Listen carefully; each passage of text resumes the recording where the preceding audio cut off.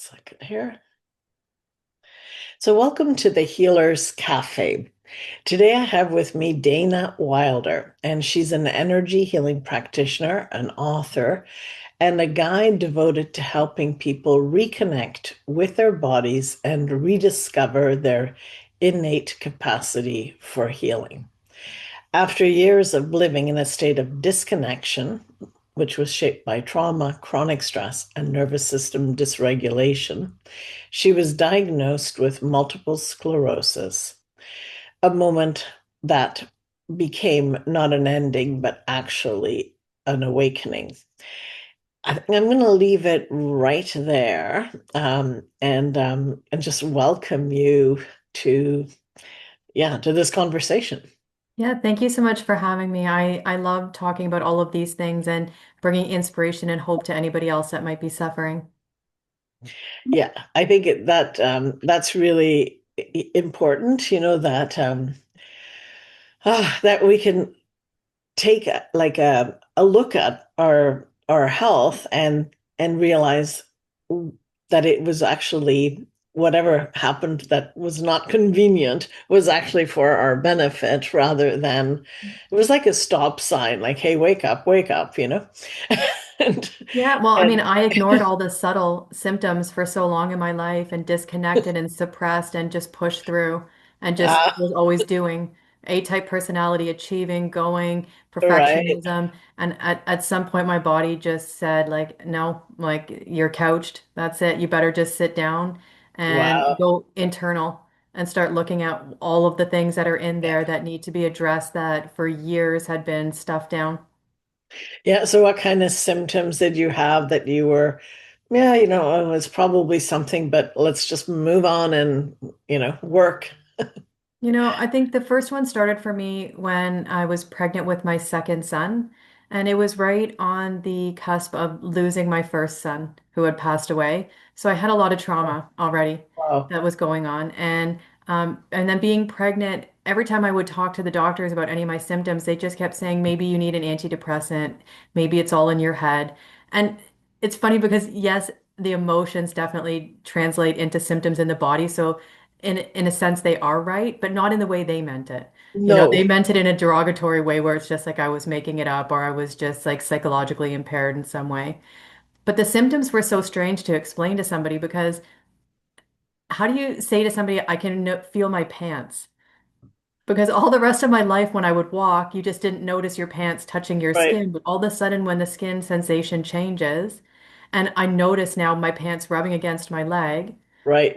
I'm trying to explain to somebody and they're like, yeah, that's crazy. And then I got optic neuritis in one eye and lost my eyesight two times in a row.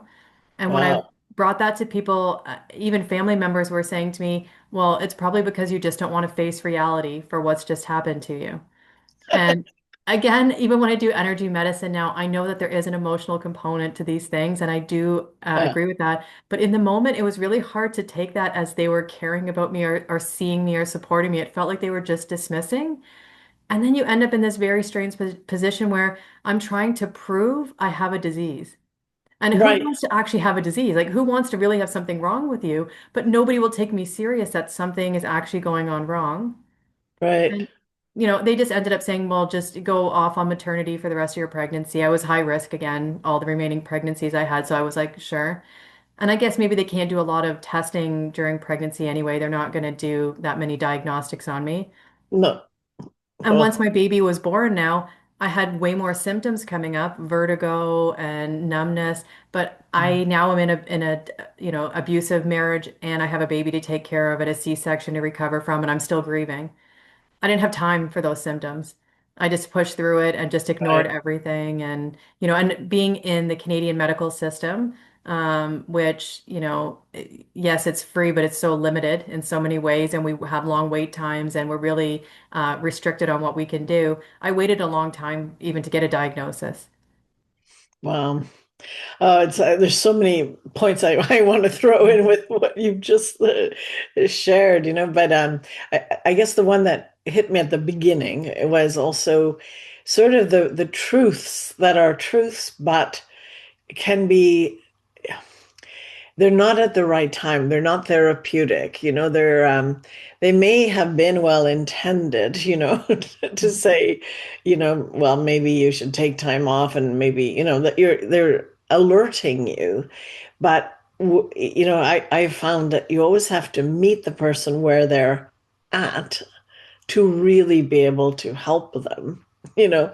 And it's not like even a diagnosis isn't, it's kind of like it's an outside force. We need to go through the process of coming to terms with what we have. And if you're in, I had a quite similar situation on all fronts. Actually, not, I didn't lose any child, which I can't even imagine what that's the pain of that is like. But as far as, being in a not a good relationship and and the MS, actually, all these symptoms, it's like there's a part of you that you just have to be there for the others. In my case, it was for the others. It's just, my other kids, I had to continue and I still had to work. And, so you justify, it's like you don't really listen to the opportunity that these signs are giving you. You just can't, right? Your plate is full. You don't have time. And then, I mean, we live in such a hectic, fast-paced world where so much is expected of us, Yeah. especially as a woman. Because, not only did the child rearing and the pregnancies and nursing, staying up at night, that's falling on me, but I still had to have a career, right? I'm still Yeah. trying to, chase the ladder of all these dreams I had, which honestly, I'm not even sure any of those were my dreams anyway. They were just roles I felt like I had to play, Right. and Right. avatars were just kind of taking on in life. And even that's part of the disconnection, I think, for me too, was just following a path the whole time that Yeah. really wasn't about me ever, right? It was always Yeah. in service of somebody else, and it was Yeah. always to give to somebody else and what somebody else wanted. It wasn't until this major relapse that I've had 5 years ago that I really aligned to purpose. And I actually think that Okay. the disease did that for me, right? Yeah. It Yeah. really Yeah. gave me a direction that I never would have taken before. And, sometimes your pain can become your cure. Yeah. So you were before in the corporate world, right? Yeah, I mean, I had taken a kind of a weird path. I originally was doing scenic set design and I owned a business Hmm. doing art when I was 18. And Yeah. I was really happy doing that. I loved doing that. Yeah. But I watched my father, who has ankylosing spondylitis, which is another autoimmune disease, but affecting the spine and Yeah. arthritis. And he suffered silently and he never had the job with all the benefits and all of the things. And he still had to get up and go to work every day. And Mhm. watching him suffer, I started to think to myself, wow, I really should go get a job with benefits and with disability and with all of the Yeah. security nets because I'm watching him suffer. But again, the way life has a way of teaching you lessons, I think going off my path of following my passion and going into a job where I was unhappy, not respected, not really valued there, actually created the disharmony in my body that ended up making me need the benefits because I got sick. And I wonder, looking back, if I had have stuck with my heart-centered Yeah. decisions, Yeah. right? And not out of fear, not making a decision out of fear, but one out of just my passion and where I was just being guided, maybe some of that disease might not have manifested. I mean, there's Mm. no way to go back and know, but I No. have a suspicion that maybe that Yeah. played part anyway. Yeah, yeah. Well, you can't be twice having two different moments. There may be two different timelines, but it's very hard to kind of know what, if that's true or not true. But I mean, in the end, it's if you feel that it could be, it usually is the truth, right? Because that's you connecting to your inner knowing of your own journey, right?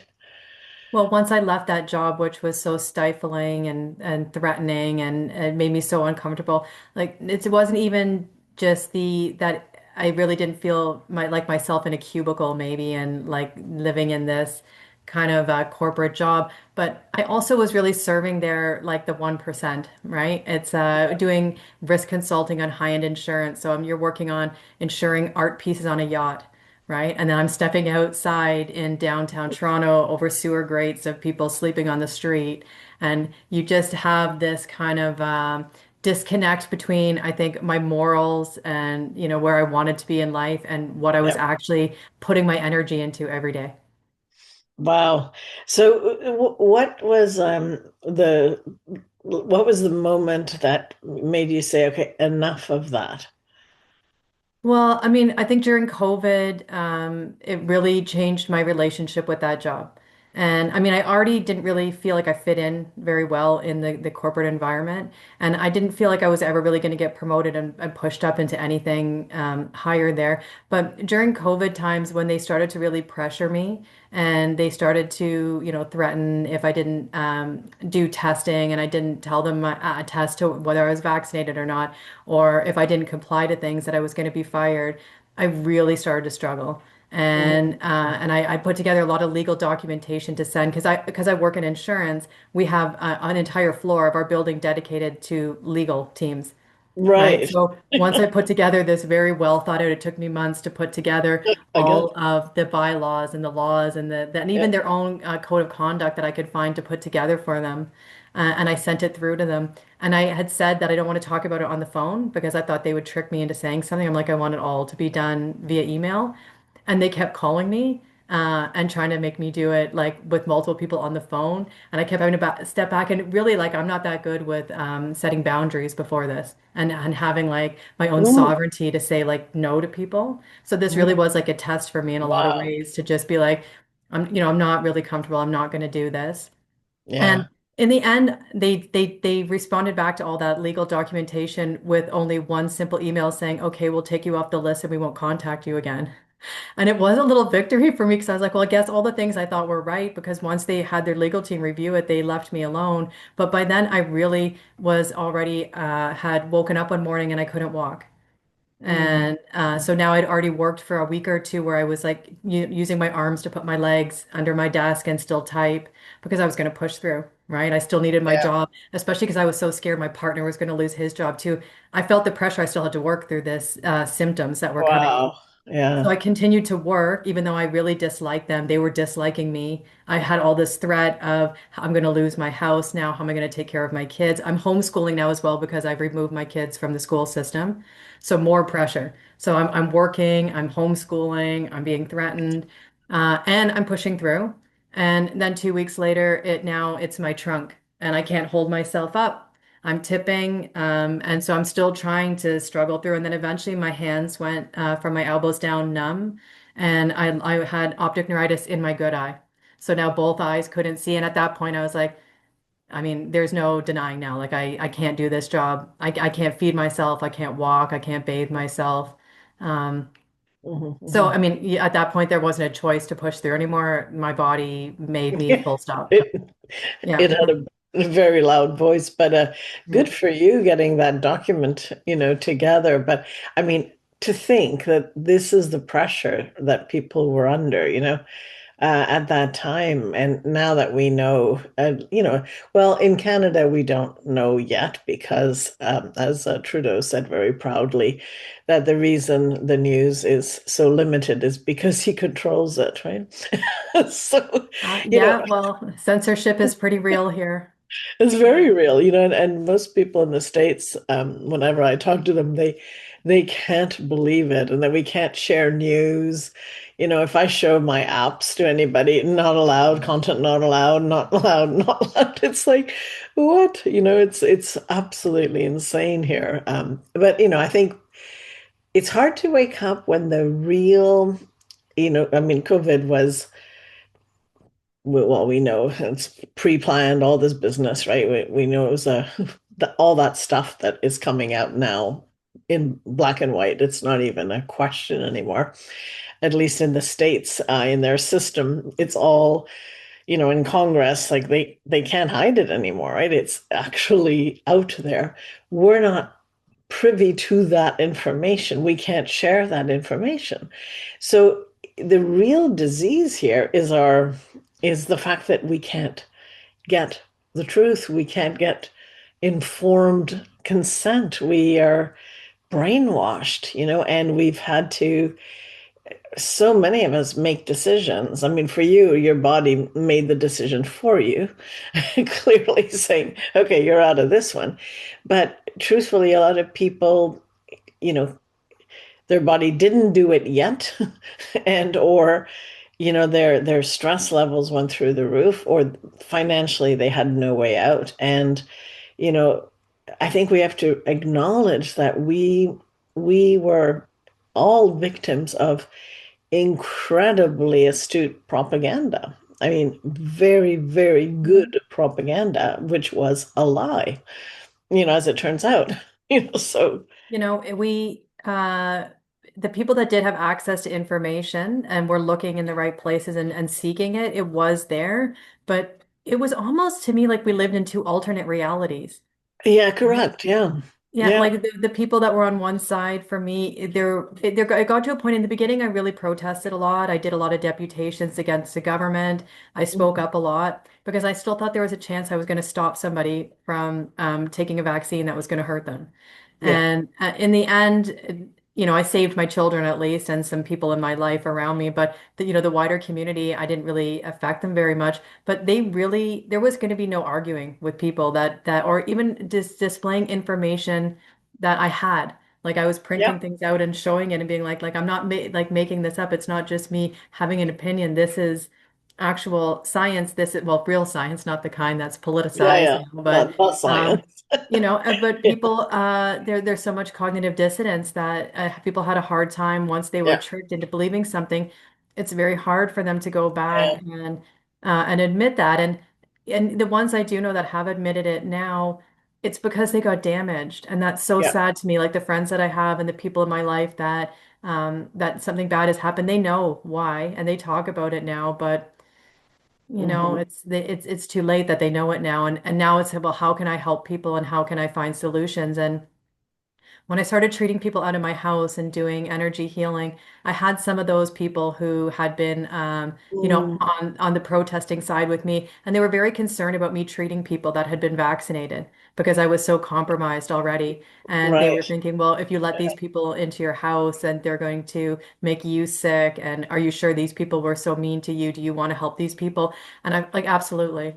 Like the same way I meant it when I said that, back. Everyone always said that I got radicalized, and I was like, I think that actually I have the same opinions that we all used to have as a society all the way throughout time, which is we Yeah. had privacy, right? And we had the right of autonomy of our own body. Yeah. And all of a sudden something changed and everybody tried to take mine away.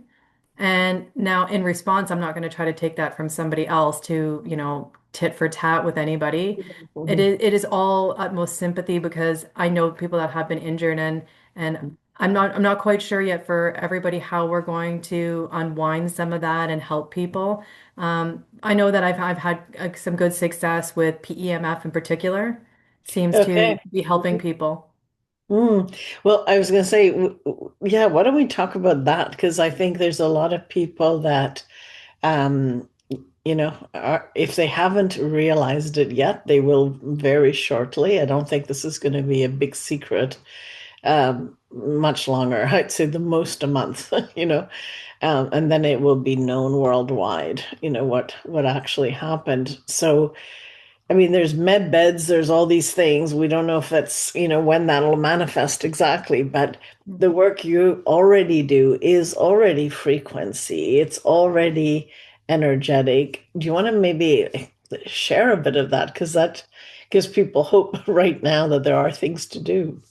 Yeah, so I mean, some of the tools I do biofield tuning, which is actually working with the biofield and kind of it's almost like holding a mirror up to the body.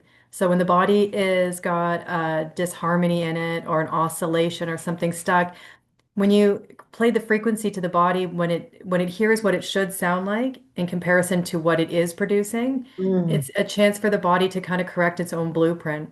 mm, And, even before the tools, I just wanted to maybe on the topic that we were just broaching, mhm. make something that's so accessible to so many people right away. And it's something Yeah. that changed for me is that I was really trying to always before fight at and I'm going to say again, this is moving from the physical to the energetic or to, Yeah. the quantum, is I was trying to fight people on the ground, like let's protest, let's fight Mhm. politics, and we're Mhm. fighting, words with words, politics with politics, opinion with opinion. But I found that the more I watched that negative media and the more I engaged with it, I almost felt like I was giving my energy to Mhm. manifesting the very vision that these people were hoping, Right. that we're Right. trying Right. to, Yeah. create this, top down, central control mechanism. And Yeah. the more fearful we got about it, the more that we fed into that system. Even though we were on my side trying to fight against it, I feel like I was contributing to it by Mhm. manifesting the fear. And so with the energy devices, to me, I've thought it's not even just the device, because not everybody has access to PEMF and not everybody will know a practitioner that does bioresonance. But what we all have access to is the energy of our own thoughts and our Mhm. own beliefs and our own perceptions. And it's something that we can engage with where if we come from a place, and I love that we're talking about this now with compassion and love for people, because it's exactly what's needed in the world. Yeah. We don't need more fear, we don't need more judgment, we don't need more, shame for people that have taken it or guilt or we need families to come back together and support each other's communities to come back and realize that, it's not as dark and as bad as we're told it is all the time. I mean, when we watch the news, it seems dark, but when we actually look at the streets and our neighbors and our families and the people around us, the world is still beautiful. And if Mhm. we treat each other with kindness and we create, you know, I guess maybe at some point I stopped fighting against the government and I started thinking, let's create something else. Right. Exactly. Right. So I Exactly. started a farm school with Yeah. a lady that has property, and we all built a yurt, and everybody took their kids out of school. And I thought it's so beautiful. My kids, mind you, they're in high school now, so they've gone back into school because they wanted that. But that community, that farm school is thriving. Yeah. Everybody is Wow. there, and it's a huge community now. And then the same thing with me doing teaching yoga and sound bath. I thought there's still a way to just bring all of these people that have felt lonely and isolated, Mhm. and to bring them all into a place where we are playing a shared frequency, Mhm. of hope and love and Mhm. community. And I love the tech devices too. I treat people with that. I think that they're really valuable, and I think that they can affect the body very quickly and they're powerful, but our mind does so much for us too. And Mhm. I think people underestimate actually how much power they have to create the frequency they want and to manifest the life they want, Mhm. just by using their own mind. Mhm. So, like, just concretely to give an example, when you say you can use your own mind, so somebody's listening and they're going, okay, well, what is it I do? So, like, I don't want to answer it for you. You tell me what you would, I mean, the what would you simplest, do? easiest one. And sometimes when I say these things, I think it sounds so simplistic that people are like, they think that things need to be complicated to work, but They they don't. don't. They don't. Right? Because the Yeah. thing about energy that's so beautiful is that all you have to do is just think a different thought and your energy immediately shifts. Right. Right. And I know this because when I'm live teaching with people or working with people, I can do muscle testing or Yeah. kinesiology, right? Applied kinesiology. And you can see right away if I tell somebody think about a negative thought, they get weaker. If I, think of a Mhm. happy moment, they get stronger. So, I mean, that the thought is that immediate. So, one of the practices I love to do, I mean, not everybody is religious. So, I mean, if you're not saying grace at the table, another easy practice is when you sit down to eat meals, and it is a good idea to always sit with other people and to share meals, not eating on the run, not, rushing, in the blue zones around the world. One of the things is not just the food they eat, but it Right. is the fact that they eat together and they have shared community. That every time Exactly. we eat in my house, we say five things we're grateful for. And that was Mm. like pulling teeth when I first did it with my kids. They're I'm like, I sure. don't, Yeah. instead they always want to like say it like backhanded, like, well, I'm grateful that it's your night to clean, right? Like it was, Right. so it took a while to get everybody kind of into the groove of it. Uh, But that's such an immediate practice to do that changes the way you think about your own life. And I mhm. know, one of my first clients I ever had, she was so sick, she couldn't come into my house to do PEMF. I had to buy a portable, carrying case so I could bring it to her house. And she was an elderly lady, and she asked me how did I first start to heal when I was so sick that I was crawling?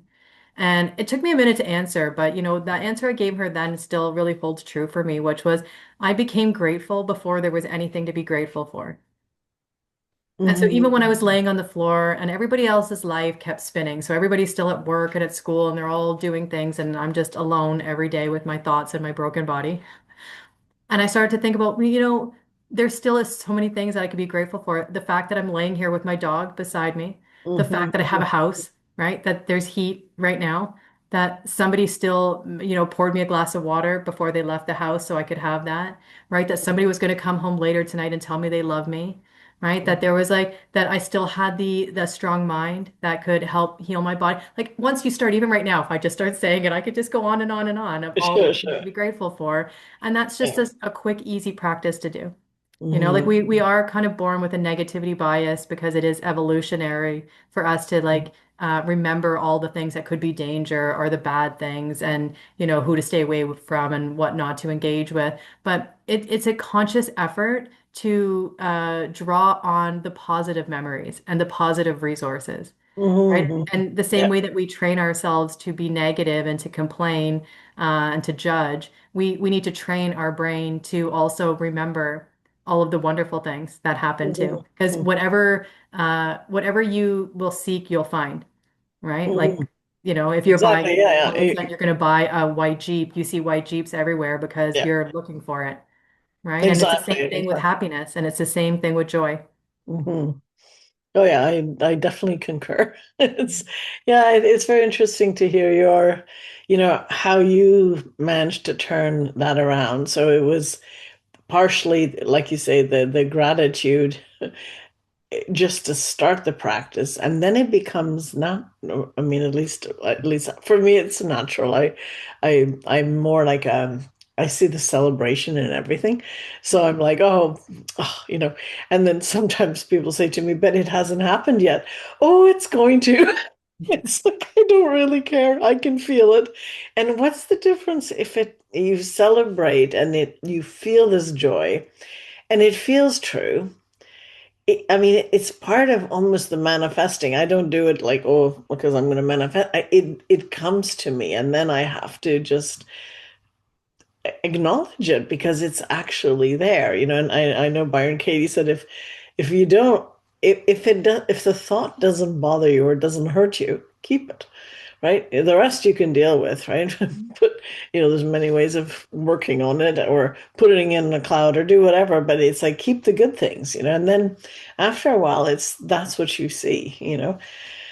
Absolutely. Yeah. And I feel like we are like antennas to the field, Yes. right? So what are we broadcasting? And if we're Mhm. broadcasting fear and worry, and it's one of the decisions I made early with the MS too, was that because I had thought after I got diagnosed when I had my second son, and then I was thinking I wanted to have another child because I didn't want him to be cut off from family lines. I wanted him to Right. have be an uncle and to have Mhm, mhm, nieces, nephews. I wanted there to be, an extended family. But I was thinking, is this really irresponsible now? Like, mhm. now I have MS of grieving and I'm high risk was that second pregnancy didn't really, it was very scary too, the story of that.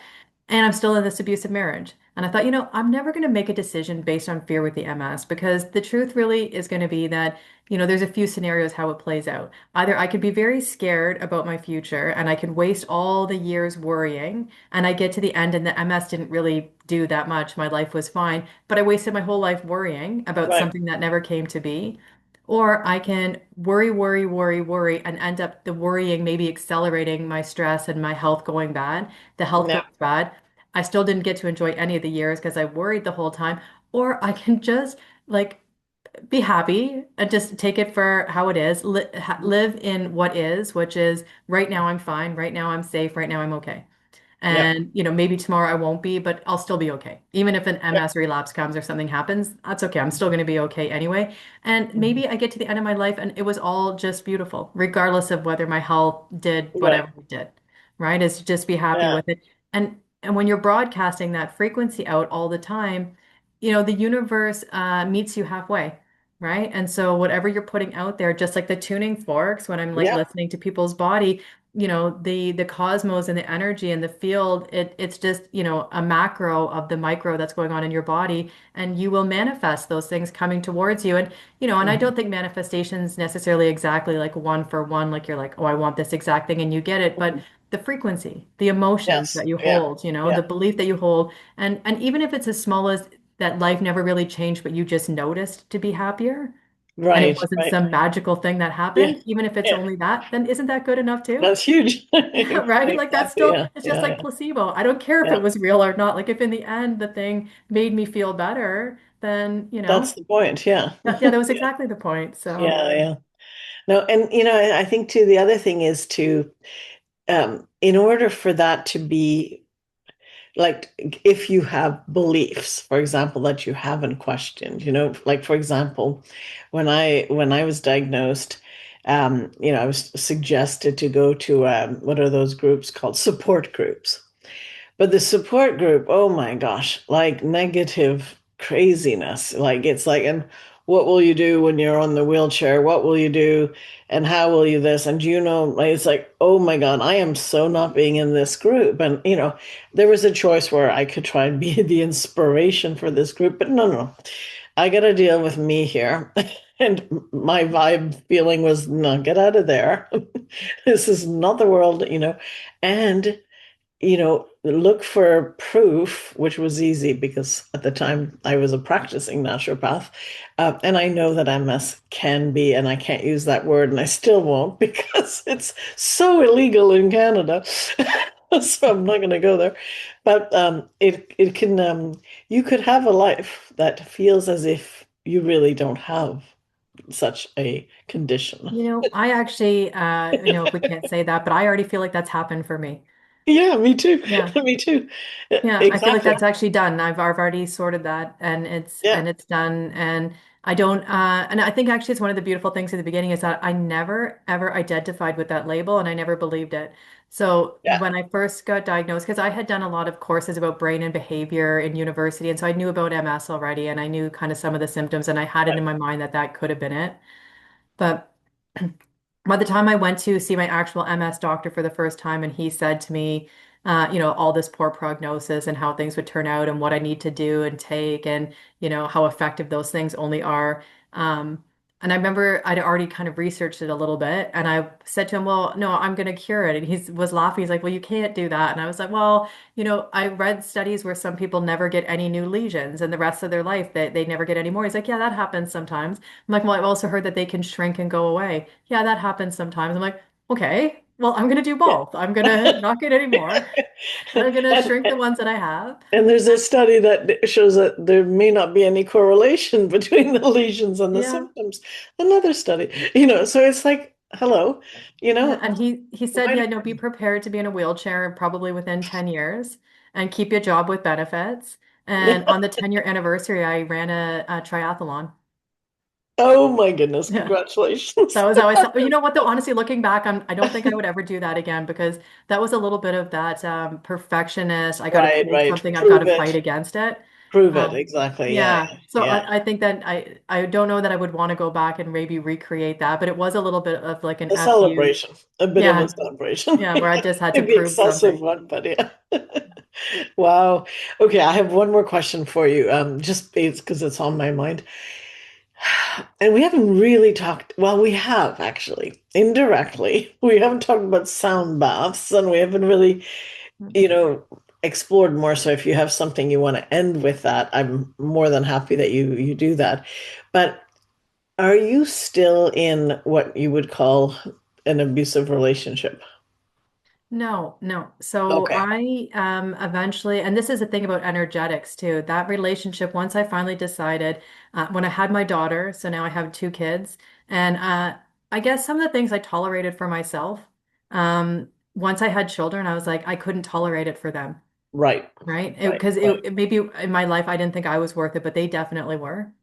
And so it was hard too because being in a relationship I was kind of scared of them and leaving is a scary thing to do and I now I also have a disease and I'm working only part-time and I have two kids and how am I Mhm. actually going to now Right. like I might leave the stress of him but I have the stress of carrying this weight now by myself. Right. But energetically once I said like no thank you to him, Mhm. it was just done. Done. And Yeah. then I had a Yeah. lot of things you have to pick up the pieces later, but I took after that almost 2 years where I never dated. I never, entertained men in any way in my mind. I just thought I'm going to get my ducks in a row. I'm going to figure out all those patterns in myself and those beliefs I have about myself, because I don't want to welcome that in my life ever again. Right. I'm not Mhm. trading in their dad for a different guy. That's Yeah. going to be maybe even worse. Mhm. So that whole year or two that I was doing that, I kept saying to myself the affirmation over and over, you deserve peace and happiness. You deserve Mhm. peace and happiness. And I played that to myself every morning when I was waking up and every night when I was going to bed. And I eventually ended up with, I would say the man I'm with now, I've been with for 10 years. So he's actually raised my kids more than their dad did. Um, He's like not even just but the best partner I've ever had. He's my favorite friend I've ever had, Wow. you Amazing. know, and Yeah. just and so kind. And what a difference, because when I had MS and I looked at my ex-husband, what a terrifying thought it was for me that he was going to be my caregiver. And I was like, Right. if I ever became vulnerable or in a wheelchair or Oh something my gosh, happened, yeah. this man would really have, Yeah. taken advantage of that, and it would have been a nightmare. It would Where, have been like being in a hospital. Sorry. yeah, yeah. I don't mean to joke, but I mean, it's terrible. It's, how people have suffered in there, right? From Yeah. exactly this kind of abusive, yeah, a position, right? It's crazy. But Well, you know anyway, what, actually, and yeah. you being a former naturopath, I right in the beginning when I got diagnosed, I left that neurologist and I said I'm going to go try to seek somebody else, and I found this lovely naturopath, and she kind of tiptoed around it during a lot of our first meeting, but near the end, before I left, she said, I just want to let you know I've had a lot of patients with MS that have come to me over the years, and they Mhm. had one common pattern. They were all in really terrible marriages. And how's your marriage? And I was like, well, now that you ask, it's not that great. And she said, well, I don't really want to, it's not my place to say anything. But those people that left those marriages, they're all doing fine now. And the ones that stayed, I don't even see them anymore, and they didn't do very well. Wow. Yeah. And it was when I really started to think, yeah, I need to readjust this because, Wow. he's probably going to put me in the wheelchair. Yeah, yeah. Well, you would be allowing him to put you in the wheelchair. Yes. Yes, that's right. Yeah, yeah, I know. Because we are responsible for whatever Exactly. happens Yeah. to us. Yeah, Yeah. yeah. Okay, let's finish this with it was people who don't know what a sound bath is. Why don't you explain what that is, at least? So there's something about this, because this was a lovely conversation. And I think from a healing perspective, which is what my podcast is, how do people heal? What does it take? All of that. I think we've covered, amazing ground. But sound healing, some people may not know what it is. Why don't you explain it? Yeah, so sound bath, I do for groups of people, and we generally start by doing some kind of energy work. So a little bit of maybe yoga, some pranayama or breath work, qigong, anything to just kind of open the body and kind of get the energy moving and flowing. And then generally moving into a meditation once we've kind of got the body kind of like taking a breath and letting go and relaxing a little bit. And then I have people lie down and get cozy with a blanket around them. I provide eye masks because I feel there's something about all the other senses being blocked out, right? Where Mhm. you're just listening. And I'll walk through, and I know different people do sound baths with, sort of different techniques. But for me, I like to make the sound immersive. So I set up my instruments, in different parts of the room, and then I walk over top of people. Because if you take, say, my sonic chimes, and once you hit them, if you move them, it oscillates Mhm. the Mhm. sound over top of somebody. So it Mhm. becomes like they're part of the wave. And Right.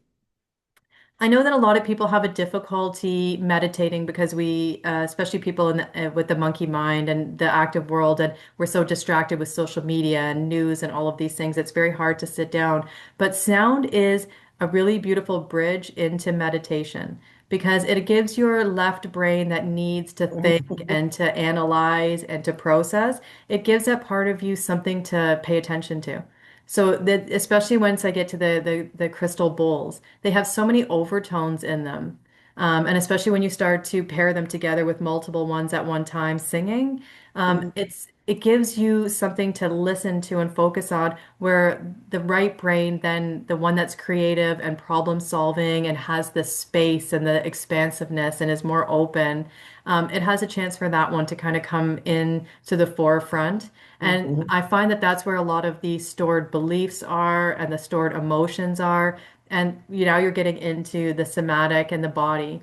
And I've had experience many times over and over with people releasing a lot of emotions during sound bath, that people will end up crying. Some people end up kind of ecstatic.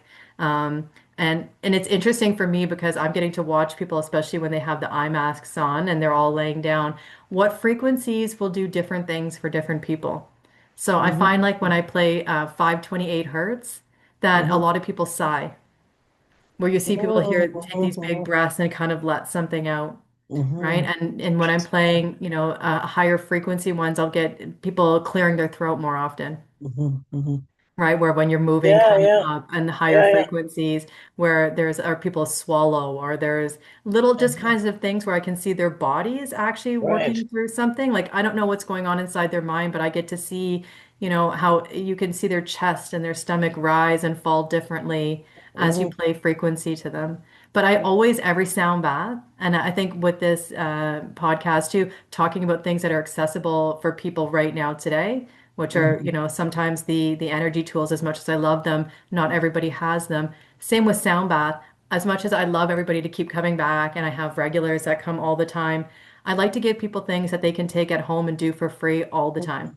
And so Mhm. we end up every sound bath by doing a lot of chanting and mantra, Mhm. because it's something, and it's really powerful too. Like your Yeah. own voice is your best healing tool.